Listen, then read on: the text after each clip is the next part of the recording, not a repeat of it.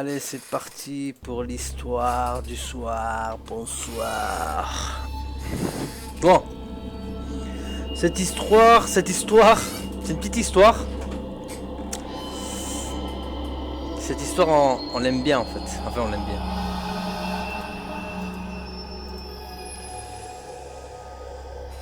En fait, le titre de l'histoire, c'est Les traces de sabots du diable. Communément appelé les pieds de chèvre.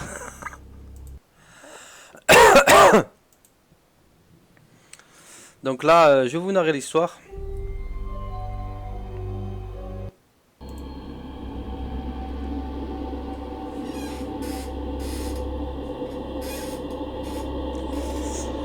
Le titre, c'est Les traces du sabot du diable. De bien curieuses empreintes qui terrorisèrent un petit village. Les yeps de chèvre, c'est ça, exactement. Cette petite histoire ne se produisit le 8 février 1855. Ça date, hein? Dans la campagne anglaise.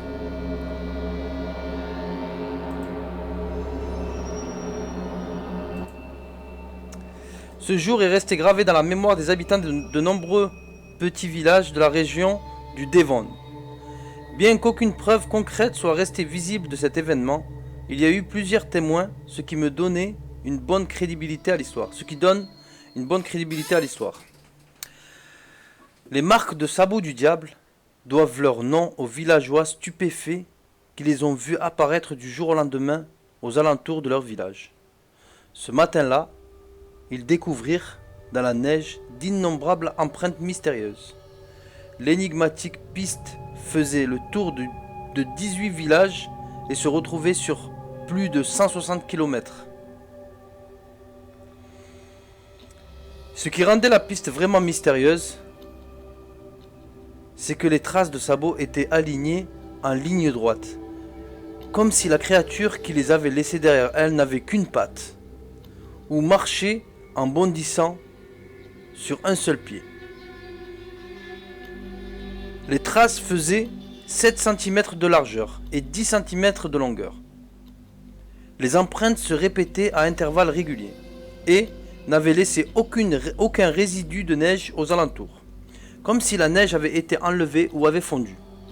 À certains endroits, les traces étaient si nettes qu'on aurait pu croire qu'elles avaient été imprimées ou encore coupées grâce à un couteau.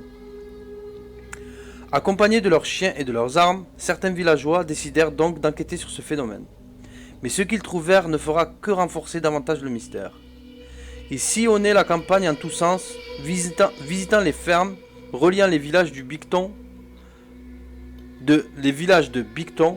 Powdersham, Dawlish, Totnes, Torquay et quelques autres. En effet, les traces ne semblaient que très peu être influencées par la contrainte du terrain. La mystérieuse créature avait marché sur les murs, sauté par-dessus des maisons et traversé des murs par des fissures ou marqué par des dessus des charrettes remplies de foin. Le comble fut atteint lorsqu'on en découvrit à l'intérieur d'une buse de drainage de 15 cm de diamètre entrant et ressortant de l'autre côté comme si l'obstacle n'avait pas existé. Les traces traversaient un estuaire et se recroisaient aussi à certains endroits, rendant presque impossible de savoir ce que pouvait bien chercher cette curieuse créature. Les hypothèses furent très nombreuses. Certains croyaient à une espèce de reptile, une outarde ou même un kangourou. Mais aucune de ces explications ne tient la route, d'autant plus que la distance parcourue est vraiment trop grande pour qu'un seul homme puisse la parcourir en une seule nuit, et nul n'est capable de sauter par-dessus les murs ou de suivre le curieux trajet qu'avait suivi cette bête. En 1855, les hélicoptères et les moyens que nous aurions aujourd'hui pour faire ce genre de choses est encore là. Il serait impossible de le faire avec autant de discrétion que celle dont a fait preuve l'insolite animal. Serait de toute façon bruyant et resterait complexe. À cette époque, le ballon à air chaud motorisé venait de faire son apparition en France en 1852. Mais il aurait été impossible d'effectuer un tel parcours avec une telle précision. De plus, les moteurs étaient bruyants. D'ailleurs, il ne faut pas oublier que pour compliquer toute l'histoire, les témoins ont tous déclaré que les traces ne semblaient pas avoir été faites par compression, mais plutôt comme si la neige avait été enlevée. Il ne semblait pas exister d'explication plausible à cette histoire. Elle fait partie de ces récits dont la cause restera pour toujours ignorée. C'était l'histoire du soir. Bonsoir. Les précédentes histoires qu'on a fait, enfin parmi les précédentes histoires qu'on a fait, qu'on a racontées ici, ben en fait, il y a toujours des choses qui se répètent, qui reviennent, comme les pieds de chèvre, enfin les sabots de chèvre. Et le pire, c'est que les histoires, ce genre d'histoire, il y a toujours, enfin c'est des histoires différentes, vachement différentes. Il y a les traces, comme on vient de le voir. Il y a les personnes qui cachent leurs pieds ou leurs jambes, de peur que en fait ils se font flag, ils se font avoir, ils se font voir. Et souvent ça c'est la nuit, tard la nuit.